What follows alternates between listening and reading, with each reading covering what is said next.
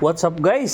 Mga kabungkag Nag-ano kami ng buko with gatas. Yan. Ngayon alam nyo kung anong ginawa namin. Ito guys. Panoorin natin dito. Yan. Yan Linagyan namin ng gatas.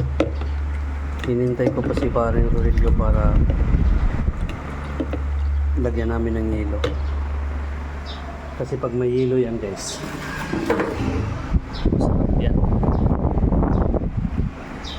Diba?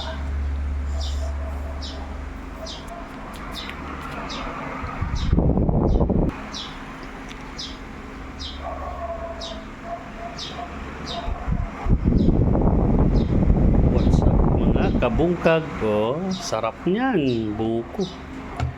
Ang sabaw niya guys, hindi tubig yung pinakasabaw niya talaga yun. Yan ang tunay na bukos, Diyos. Diba?